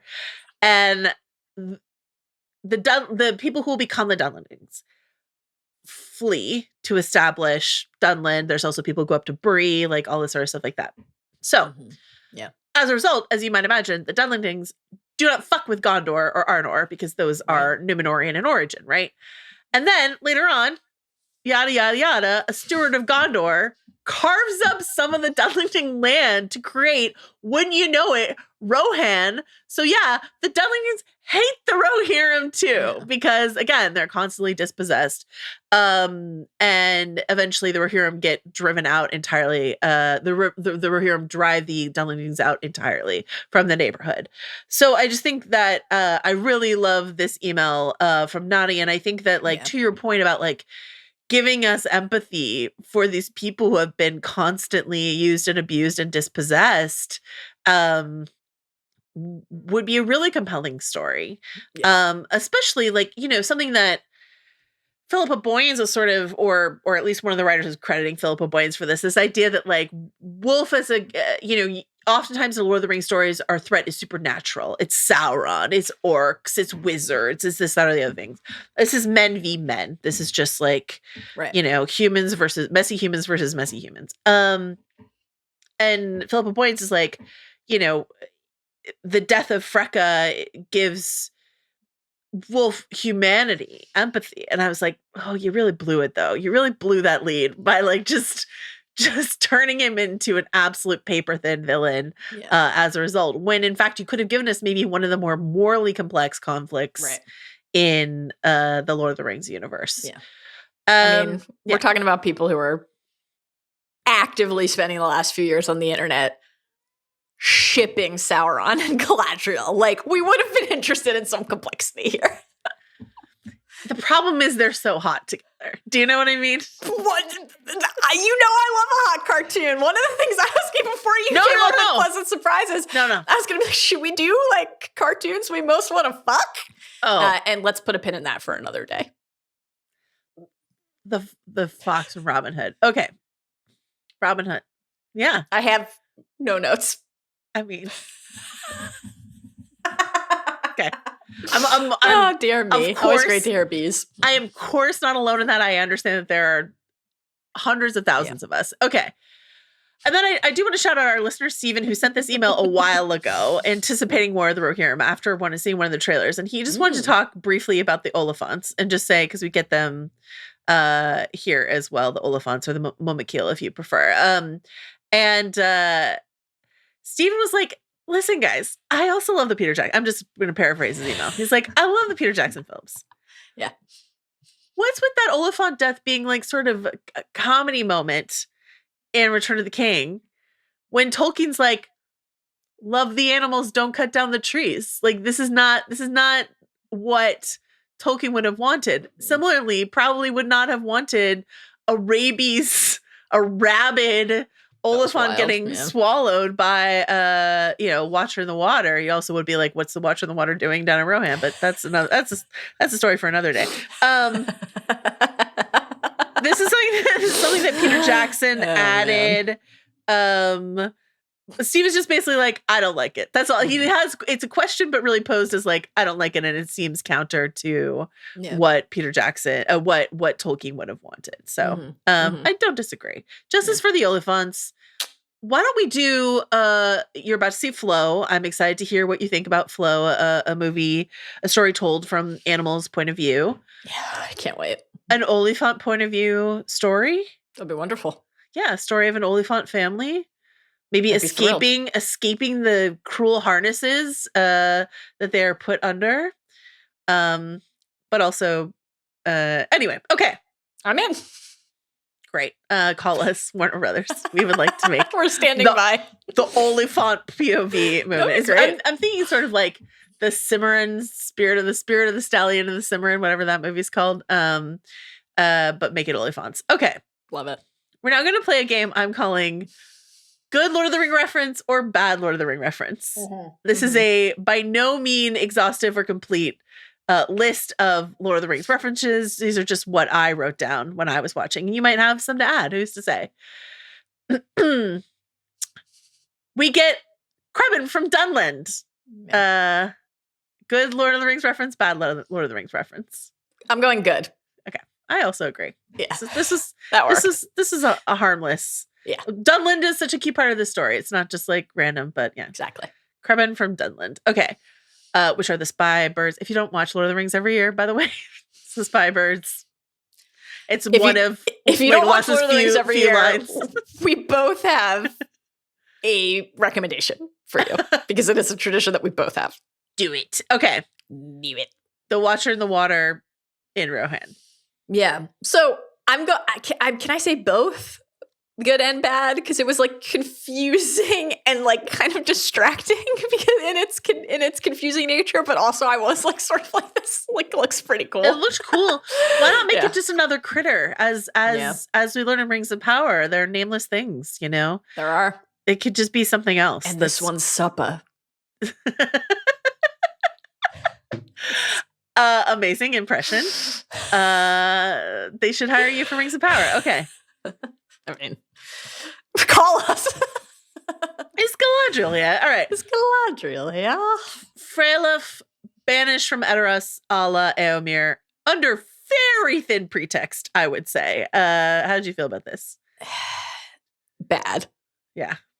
I'm gonna combine this with and returning. I wrote this down as look to me at the dawning of the something moon, the 5th month of the moon. You know, like it's just so copy pasted in a way that is boring. Well, and like also in a way that was clear as soon as he's banished, and then like we've like you said very briefly. It's not like recurring, but like very briefly like visit the camp. He's sort of like.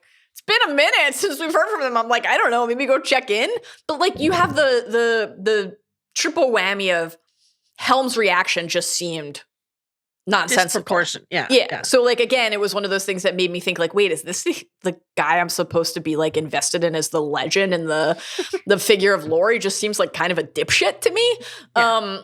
2, the long absence, but then 3, it just felt so clear that this was building toward mimicking this iconic fabled moment. And so on the one hand, it's like you kind of know that relief is coming, and it saps. So not on the one hand, these are on the same hand. You know, it saps some of the tension because I'm like, it will just be okay. We know they're going to come. The eagle went. It took the armor. Like, there's only one thing that's going to happen here. But also then it's like almost distracting again because I kept waiting for it. I'm like, I'm looking, right? I'm waiting. I should be focused on the ghost bride gown. So yeah, that's a bad. I'm going bad. Not wanting to call on Gondor for aid. Good. Okay. Yeah. I agree. This is just the geopolitical state of things. And, and that's fine. That made sense and I liked it. Helm's speech fairly heavily plagiarized from Theoden's very famous Arise Now Riders of Theoden speech. Yeah. This made me mad. Bad. Yeah. Bad. This made me mad. Sorry. There is at least inside the film a dedication to Bernard Hill, who passed away. That really got to me in memory of our beloved King of Rohan, Bernard Hill. Yeah, me too. But yeah, please do not plagiarize Theoden. And also, if you're going to plagiarize Theoden King, there's one line that you have to find an excuse, talk about humor. Yeah. You got to get Who Am I Gambling in there somewhere. Adam and I, like, our favorite thing when we were watching is to, like, turn to each other and be like, who am I gambling? That's some real tell me of your homeworld Boozle energy from you guys. Yes, it totally Consistent. is. It totally is. And I just, like, really wanted Helm to be like, you know, especially when he's in his cannibal, like, cannibal wraith form. Like, who am I? Snow troll. Gambling. Who am I, Hera? Duh. Okay. Hedda heaves open a door a la Aragorn. Let me say this right now. Yeah. No. No. Follow-up question. What if she had been dripping? I would have more room in my heart for it, but this is...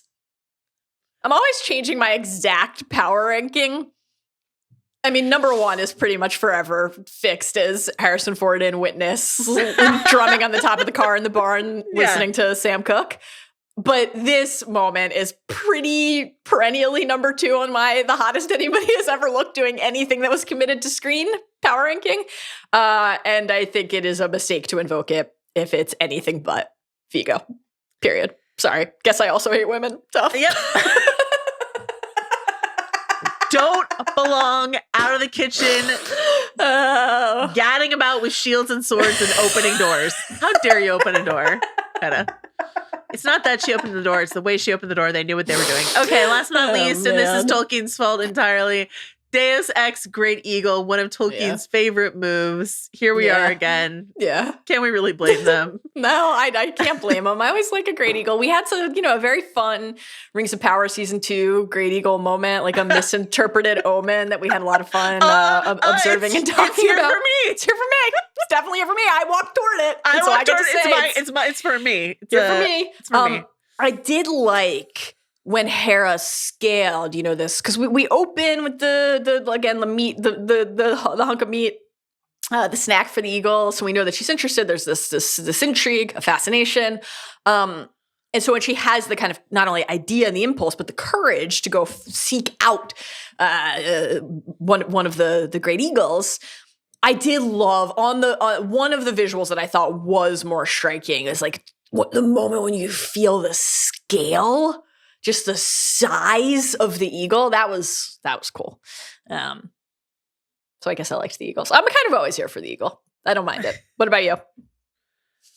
I think it's one of the sillier things that Tolkien does, but listen. Yeah. You just made me miss Farazan.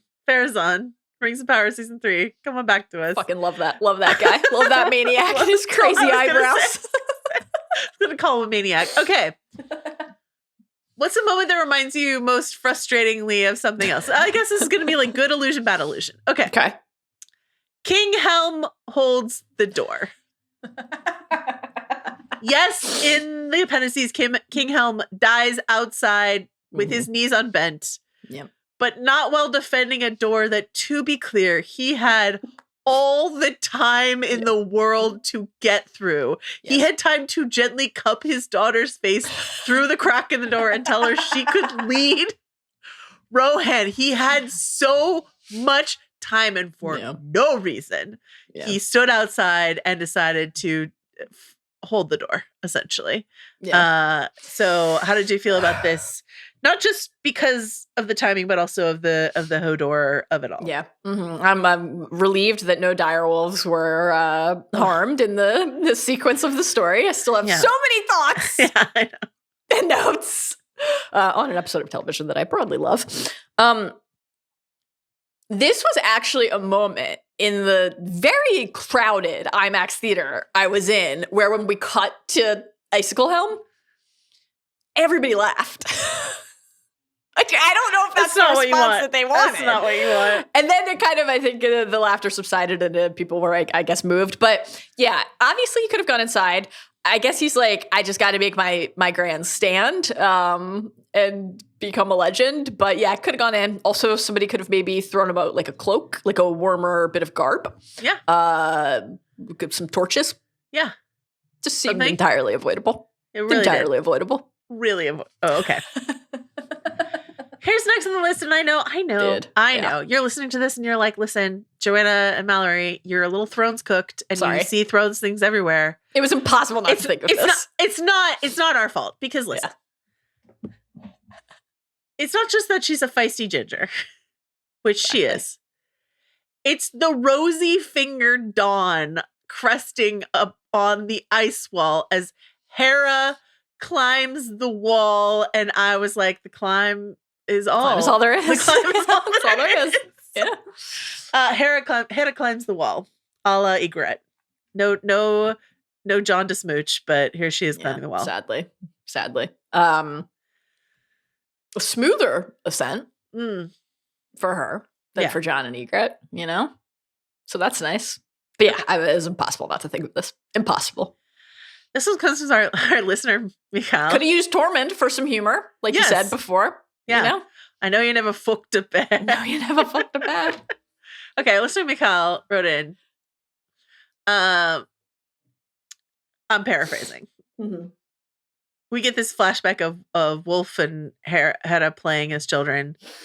And she's like, this could not be more Snape and Lily coded if they try this idea that Snape feels entitled to Lily because they played together as children. It does not help that we get the long dark hair on Wolf and the red hair on Hera. How are you feeling? I mean, it's not really fair. No. Hashtag not all gingers. But does this pottering feel fair to you? No. Okay. Because the thing that makes the prince's tale is everything we then realize about the secret acts of protection and good that this figure was responsible for. And as we've now chronicled, there's no equivalent of that for Wolf. Cool. We've never had a Snape debate. Maybe someday when everyone feels ready for it.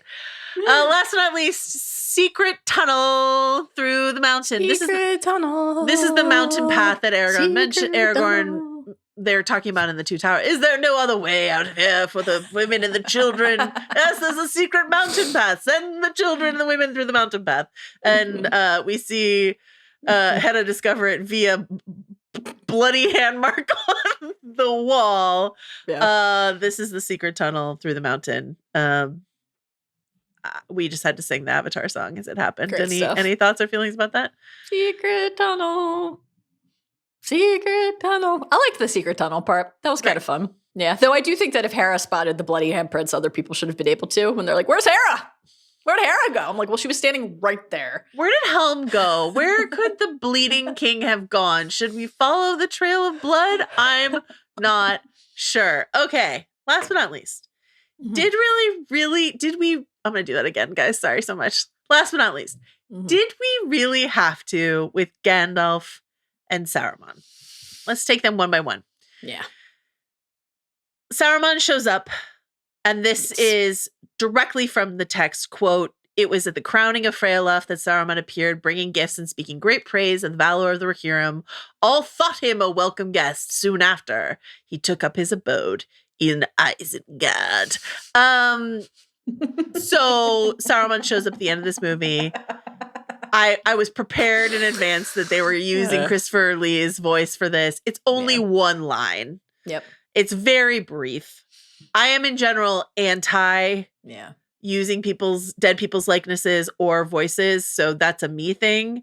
But in the grand scope of things, this is no Tarkening. Like, this is fairly brief and harmless. Right. How did you feel about it? I immediately Googled it when I got home to see like what levels of permission had been granted by like the Lee his family and estate, estate and stuff like that. Because I immediately was like, ugh. But more broadly, you know, I'm in general, I don't mind. I tend to really I often like a little cameo or appearance or some sort of bit of connective tissue inside of a given universe. So I didn't mind it, but I think the double whammy of Saruman and Gandalf, tell me about the Gandalf part. What happens with Gandalf and how did you feel about it? You know, we build toward Hera is like going off on this mission. Would you say she doesn't want it? Doesn't want it. Despite her really hot cousin being like, do you want it? It should be you. And I was like, women can't lead. What are you talking about? The crown would just slip off their tiny little heads. What are you talking about here? Yeah. You'd have to use the ghost bride gown for some like fabric bobby pins. Come on. The moment where like we see, oh, you know, he has many names, so we're sort of like building. Oh, is it going to be? It's going to be Gandalf. Ooh, he has many names. Okay, it's obviously Gandalf. Turning the envelope. This is Mark. This is Mark. And you know, there's like a little bit of, I think, almost like it's reflex, it's instinct, like a little bit of a jolt that you feel when you see something like that of excitement. But I think seeing Saruman and then these ties to Gandalf back to back, I'm kind of like, on the one hand, I think because of, I want to really be careful to avoid Rings of Power spoilers here for people who aren't expecting that. But like, I think because of some of the conversations we've been having recently about just Gandalf's role in general across the story, I'm like a pretty captive audience and like interested for more connections and ties. But I then start to tip the other way and like worry that everything starts to again feel the same. Small. And it's like, it shouldn't. There's no reason for Middle Earth to feel small. And this is part of like I was kind of lamenting earlier the narrow focus on just this group of characters and longing for hobbits, elves, dwarves, wizards, etc. But then when we got it, I was like, we didn't need that here. We didn't actually need that here. We could have just focused in on this family, this moment in time, and the history of Rohan and this conflict. And that would have, I think, actually felt more fully realized than like needing to seek a tether to something else. So can I just tell you something that like makes me feel like an asshole, which is like this movie ends and Hera and Ahlman are about to ride off and be shield maidens together. And women can't do that, but okay, let's say that they can. And then she's like, there's this wizard. I'm like, she said he has many names. And I was like, oh, they're just going to end it there. I love that. Yeah. And then they just kept going for like 4 more beats to make sure you really understood.